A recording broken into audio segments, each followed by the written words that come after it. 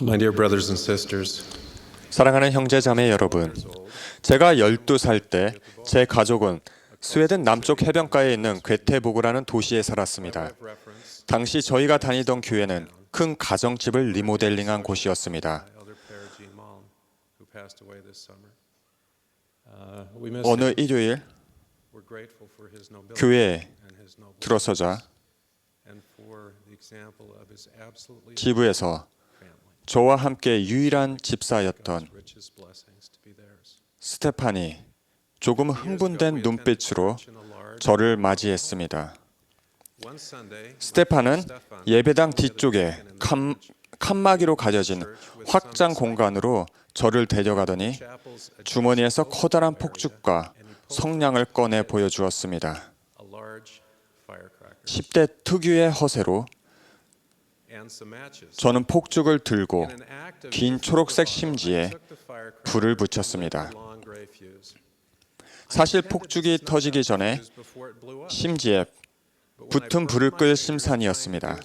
하지만 불을 끄려다 손가락을 데이는 바람에 폭죽은 바닥에 떨어지고 말았습니다. 스테판과 저는 무섭게 타들어가는 심지를 바라볼 수밖에 없었습니다.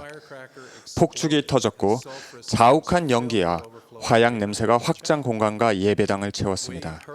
우리는 급히 폭죽의 잔해를 치우고 창문을 열어 냄새를 빼려고 노력했습니다. 순진하게도 아무도 모르기를 바라면서 말입니다. 다행히도 다친 사람은 없었고 손상된 것도 없었습니다. 그러나 화약 냄새는 회원들이 예배당에 들어오자마자 알아챌 정도로 강했습니다. 알아채지 못하는 것이 이상할 정도였습니다. 그 냄새로 성스러워야 할 성찬식은 어수선해졌습니다. 지부의 집사라고는 2명밖에 없었기에 저는 성찬을 전달했습니다. 제가 방금 한 짓과 지금 하려는 일을 따로 분리해서 생각하려 노력하면서 말입니다. 하지만 성찬을 취하기에는 합당하지 않다고 생각했습니다. 성찬기가 제 앞에 왔을 때 저는 빵과 물을 모두 취하지 않았습니다. 참담한 심정이었습니다. 제가 한 짓이 부끄러웠고 그 일로 하나님도 노여워하신다는 것을 알았습니다. 교회 모임이 끝나자 기품 있는 은혜색 머릿빛의 프랭크 린드버그 지부회장님이 저를 부르셨습니다. 의자에 앉자 회장님은 따뜻한 눈빛으로 저를 바라보시며 제가 성찬을 취하지 않는 것을 보셨다고 말씀하셨고 그 이유를 물으셨습니다. 회장님은 그 이유를 알고 계신 것 같았습니다. 모든 사람들이 제가 한 짓을 아는 것이 분명했습니다. 제가 말씀드리자 제 심정이 어떠냐고 물으셨습니다. 눈물이 흘렀고 저는 머뭇거리며 죄송하다고 제가 하나님을 실망시켰다고 말씀드렸습니다. 린드버그 회장님은 오래되어 헤어진 교리와 성약책을 펼치시더니 밑줄이 쳐 있는 부분을 읽어달라고 부탁하셨습니다. 저는 소리내어 다음 내용을 읽었습니다. 보라, 자기 죄를 회개한 자, 그는 용서받으며 나 주가 다시는 그 죄를 기억하지 아니하느니라. 사람이 자기 죄를 회개하는 자는 이로써 너희가 알 수 있나니 보라, 그는 자기 죄를 고백하며 그것들을 버리리라. 제가 그 구절을 읽고 고개를 들었을 때 보았던 린드버그 회장님의 따뜻했던 미소를 저는 결코 잊지 못할 것입니다. 회장님께서는 조금은 감정에 북받친 목소리로 제가 다시 성찬을 취해도 괜찮을 것 같다고 말씀하셨습니다. 지부 회장실을 나오면서 제 마음속에는 형언할 수 없는 기쁨이 가득했습니다. 그런 기쁨은 회개에 내재된 고유의 결과물 중 하나입니다. 회개라는 단어에는 마음의 변화를 인식하다라는 의미가 들어있으며 변화를 내포합니다. 그 단어를 스웨덴어로는 옴벤드라고 하는데 한마디로 돌아서다를 의미합니다. 기독교 작가 C.S. 루이스는 그 변화의 필요성과 방법에 대해 저술하면서 이렇게 말했습니다. 회개란 옳은 길로 다시 돌아가 제자리를 찾는 것이다. 총액이 잘못되면 다시 맞추면 된다. 그러나 단순히 앞으로 잘하겠다는 마음으로 넘어가는 것이 아니라 뒤로 돌아가 실수한 곳을 찾고 거기서부터 새로운 마음으로 시작해야만 한다. 우리의 행위를 변화시키고 옳은 길로 돌아가는 것은 회개의 일부이긴 하지만 그것이 다는 아닙니다. 진정한 회개에는 우리의 마음과 뜻을 하나님께로 돌리는 것과 죄를 거부하는 일 또한 포함됩니다.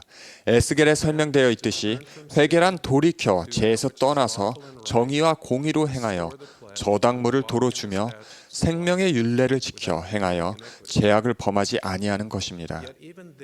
그러나 이것마저도 완전한 설명은 아닙니다. 회개를 가능하게 해주는 권능인 우리 구주의 속죄 희생을 제대로 밝히고 있지 않기 때문입니다. 진정한 회개에는 반드시 주 예수 그리스도를 믿는 신앙이 결부되어야 하며 그분이 우리를 변화시킬 수 있다는 신앙, 우리를 용서하실 수 있다는 신앙, 그리고 우리가 더 이상 실수하지 않도록 도우실 것이라 믿는 신앙이 포함되어야 합니다. 이런 신앙이 있을 때 그분의 속죄는 우리 삶의 효력을 나타냅니다. 우리가 구주께서 주시는 도움으로 마음의 변화를 느끼고 돌아설 때 우리는 그분의 약속에 담긴 소망을 얻고 용서가 주는 기쁨을 느낄 수 있습니다.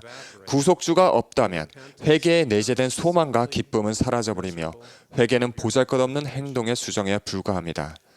그러나 그분을 믿는 신앙을 행사할 때 우리는 죄를 용서하실 권능을 지니시고 또 기꺼이 용서하려 하시는 그분께로 개심하게 됩니다.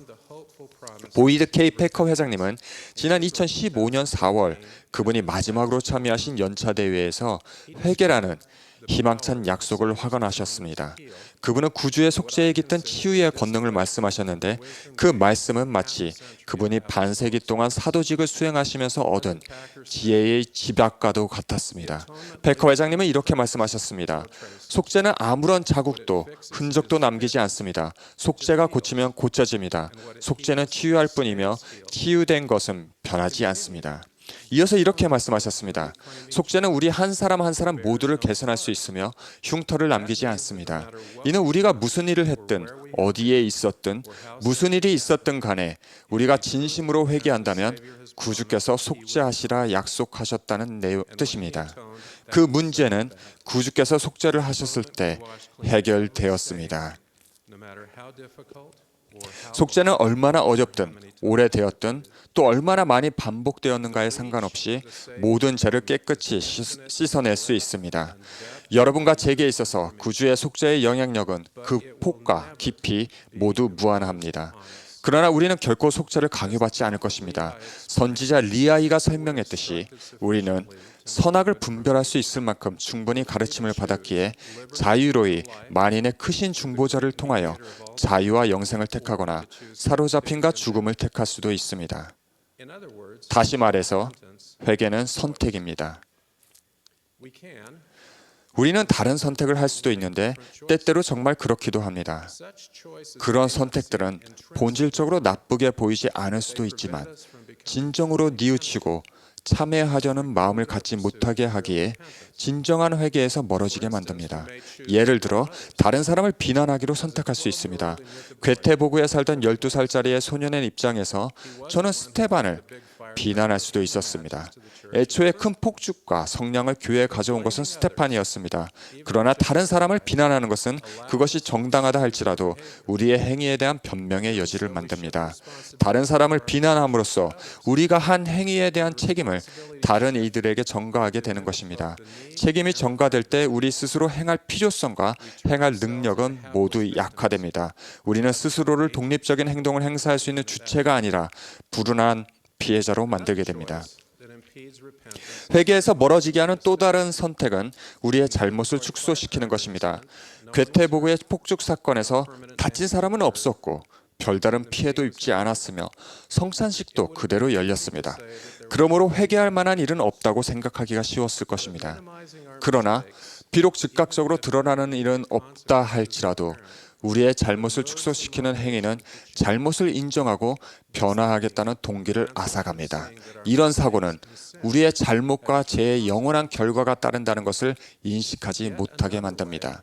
또 다른 방식 하나는 우리가 무엇을 하든 하나님께서는 언제나 우리를 사랑하시기에 우리의 죄는 큰 문제가 되지 않을 것이라고 생각하는 것입니다. 기만적인 니어가 제이라히물라 백성들에게 가르친 다음 내용은 믿고 싶어질 만큼 유혹적입니다. 모든 인류는 마지막 날에 구원을 받을 것이므로 두려워하거나 떨 필요가 없으며 결국에는 모든 사람이 영생을 얻을 것입니다. 그러나 이 유혹적인 개념은 거짓입니다. 하나님은 물론 우리를 사랑하십니다. 하지만 우리가 어떤 행동을 하느냐도 그분께 중요합니다.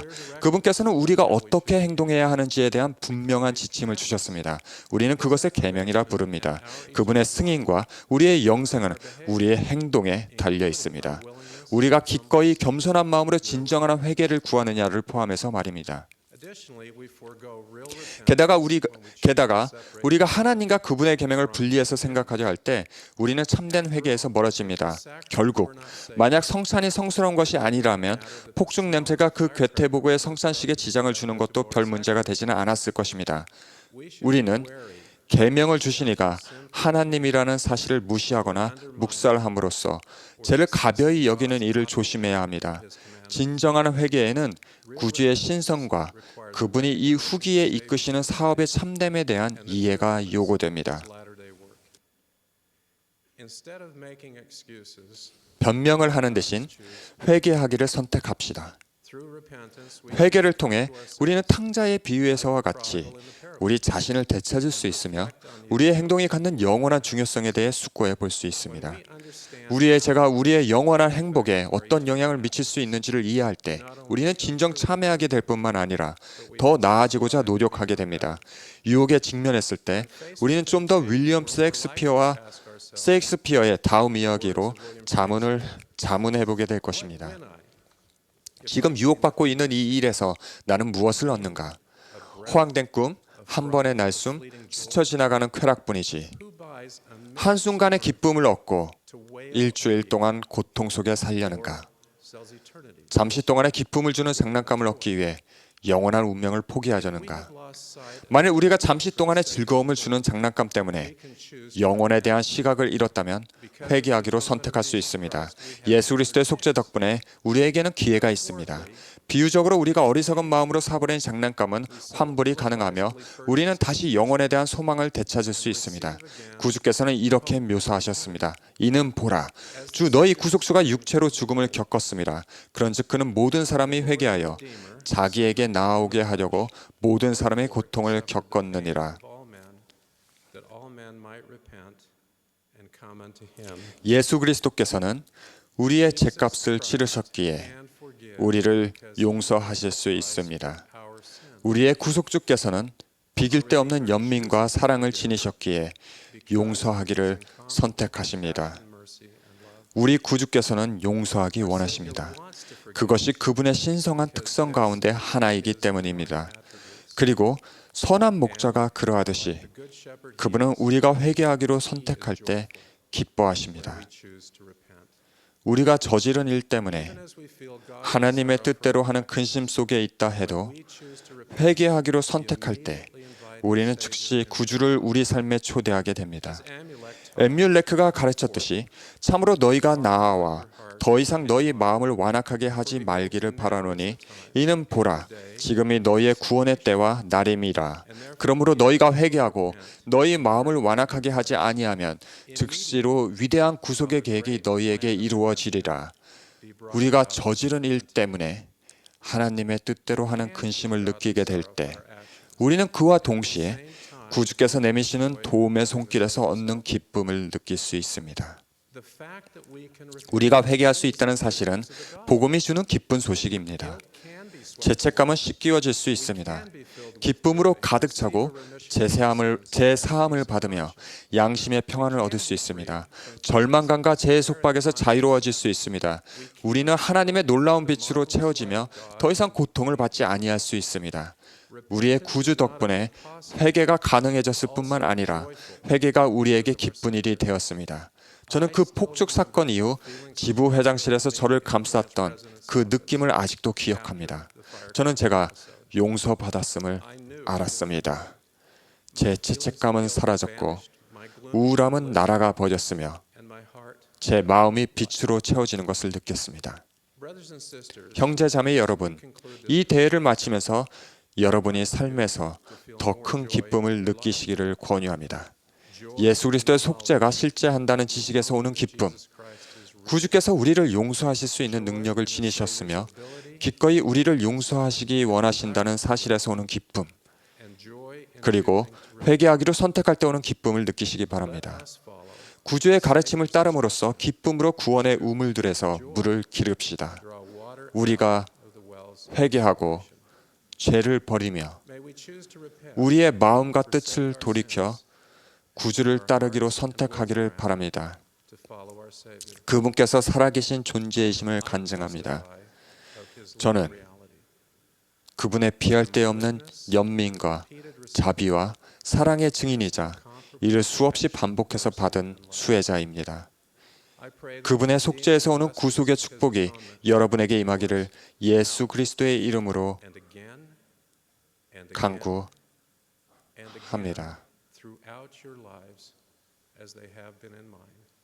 In the name of Jesus Christ, amen. 아멘.